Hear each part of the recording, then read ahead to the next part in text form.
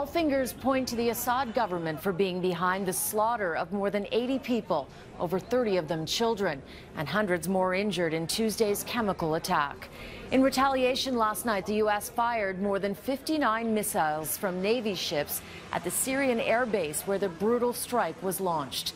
Syria's military says 7 of its soldiers were killed and the base was heavily damaged. The U.S. told the United Nations today what they did in Syria was totally justified. The United States took a very measured step last night.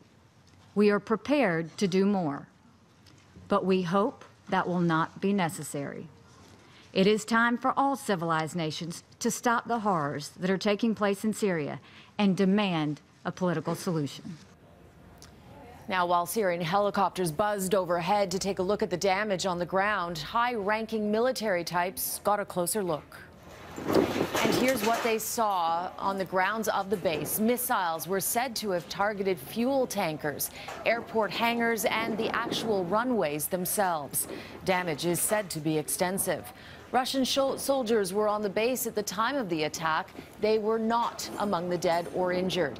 As that tour was going on, former Secretary of State and Trump rival Hillary Clinton pleaded for the U.S. to do more to help Syria. We cannot in one breath speak of protecting Syrian babies and in the next close America's doors to them. Our Prime Minister today was among the chorus of world leaders backing what the U.S. did, but Justin Trudeau stopped short of saying whether Canada would step up with any extra military support should it be requested. We emphasize that we certainly believe that the Assad regime needs to be held to account for its actions against its civilians, particularly the use of chemical weapons against children and innocents, and further that degrading their capacity to continue such attacks is in the interest of the entire international community and the path to peace for Syria. Now, Trudeau chose his words very carefully. He's walking on a political tightrope with his response. Maclean's writer John Geddes explains. It's hard to show leadership in a situation like this where clearly the leadership is in the White House. But to the degree that Trudeau's performance has been a little unusual here, it's because of the pivot he's had to make. On Thursday, he was talking about the UN being the focus of any response to what had happened in Syria, those terrible images of the chemical attack. And on Friday, he was saying, no, the U.S. action was legitimate and Canada supported it. So clearly a pivot there. Always difficult when you're a politician to be changing your tune that quickly. But I'm not sure he had an option in this case. This was led by the White House. It was either stand with the international community kind of agreement with that this was necessary or not. The key thing going forward can be seen in a few words that the Prime Minister said. He said that what Canada supported was limited action, focused limited action by the Trump White House. So now the question becomes, if there are further actions, further U.S. strikes, how does Trudeau finesse that?